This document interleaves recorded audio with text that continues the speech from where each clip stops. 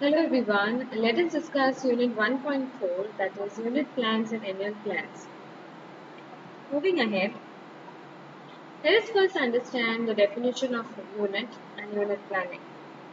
According to Samford, a unit is an outline of carefully selected subject matter which has been isolated because of its relationship to pupils' need and interest. So it is nothing but a selected subject matter which has been isolated into separate components based on the needs of students and their interest. Unit planning is when a unit consists of comprehensive series of related and meaningful activities so developed as to achieve pupil purposes and provide significant educational experience and result in behavioral changes. So when you plan a unit, you basically see or look at all the aspects of the activities that are to be covered in a given unit and plan for the resulting behavioral changes. Now, what is the need of unit planning? The first one is that when you plan a unit in advance, it helps you to analyze the contents of the unit. You get an understanding of what exactly you're supposed to teach. It helps you to explain the objectives of the content so you get a thorough understanding of what exactly is the unit made for.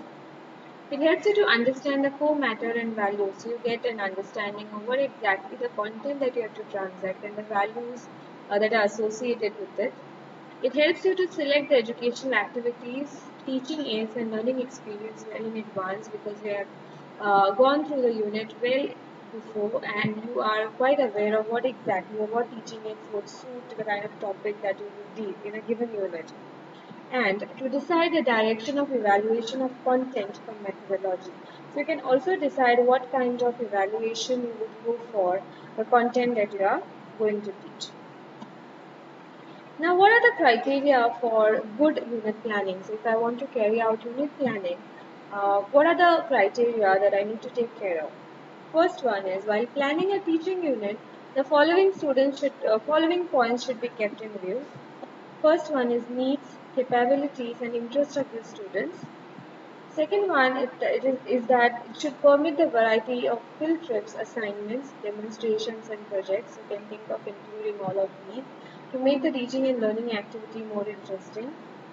You can take into account the previous experiences and accordingly plan it. You can think of providing new experiences to the students. Sequence should be maintained that permits growth from year to year. So every year you can change the kind or the way you transact the information. Now let us have a look at the steps which are involved in planning a unit. First one is content analysis, that is to understand what exactly is there to teach. So in the unit planning, emphasis is placed on analyzing the content, terms, facts, concepts, situations, processes, generalizations, principles and laws, etc. So these analyses help the teacher get through in-depth understanding of the subject. So when you analyze the content thoroughly, you get an understanding of the content that you are supposed to teach. And these steps will increase his or her self-confidence and help him or her to plan his or her lesson, retaining the continuity through the unit. So if you know the whole entire content properly, you can plan out things in continuation with the previous topic that you have checked. Second is stating the general and specific. So basically, from what to teach, we have come to why to teach. So the teacher should identify the general and specific objectives of the unit that refers to why to teach question after going through the content. The third is learning activities.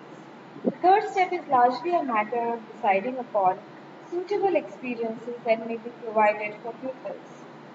And learning is not a pouring in process, but a gradual process that comes about as a result of experiences. So you can plan out activities that can make the teaching and learning process more experiential for them. Now, the best topic of units provide variety of field trips, more of time for exploring the world around them, demonstrations, experiments, and projects. So, if the topics contribute to the students in this way, that is to projects, experiments, and demonstrations, and a variety of field trips. Nothing better than that for the students to get an understanding of the given unit. Now, keeping in mind the individual differences, the psychology of learning, that is and the content and the objectives, and the suitable learning activities can be planned to which the students will be exposed during the course of unit. So these are the things that you need to take care of. And next is evaluation procedure. The last step of unit planning involves the choice of suitable evaluation tools and techniques through which the teacher can evaluate the content coverage and teaching methods used. So it is one of the important aspects that when you finish a unit, you get an understanding of how much is understood and how much is covered, and whether the given method which you use was suitable for the given unit or not. Now let us have a quick look at what are the advantages of unit planning. So far we have seen what is a unit, what is unit planning, how we can go about unit planning, what to teach, how to teach, learning activities, evaluation procedures, and now we'll discuss about how it will benefit if we go about unit planning. First one is it breaks up a lengthy unit into smaller units. It helps the teacher to present the various principles and concepts constituting the unit in an orderly and a systematic manner. It provides opportunities for the students to review or reorganize their learning if required. And even if a teacher is on a long leave, the new teacher can easily continue since he or she has the unit in his or her hands. So it becomes very important that you go out and go about doing unit planning. And some of its limitations are it requires hardworking and properly trained teacher. Sometimes if the units are not arranged properly, the students may get confused. So these are some of the limitations of unit planning. So I hope that all of you must have understood what exactly a unit planning is and how and why we should go for it. Now let us go a step ahead of that and let us see how we can do the annual plan. Now, what exactly is this annual plan about? So, annual plan is the planning of the syllabus for a whole year.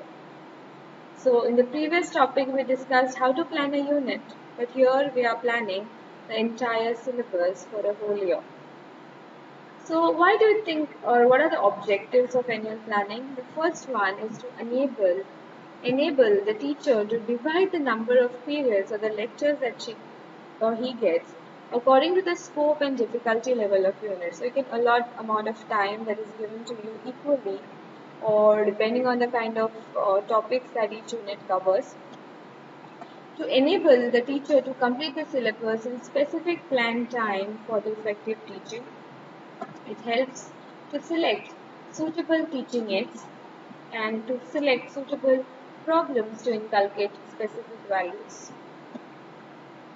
Now, while talking about the program, a teacher has to take care of the following things. So, total number of working days available for teaching and learning the given subject during the year. Then the total number of periods or the time available or allotted to him or her for the teaching and learning. And the nature and the scope of the subject. So, it depends on what kind of a subject you are teaching. And the means and material available with you, whether you have all the equipments, facilities and infrastructure to go about the way you are planning to should be taken note of. Now, let us understand what are the advantages of annual planning. The first one is it helps the teacher for planning of the entire course for the whole of the academic year, so you know what exactly you will be doing. It keeps the teacher on the right track. It helps the teacher to cover the syllabus within the allotted time as planning saves energy and time. It helps the teacher in orderly and systematic teaching. Proper revision and tests can be taken as the allotted time accordingly, so you're not rushing over things and you know what you're doing at what time. And appropriate educational projects can be decided beforehand as you have an idea of what exactly and how you're going to go about the units. So this was all about how annual planning and unit planning could be considered essential for the teachers.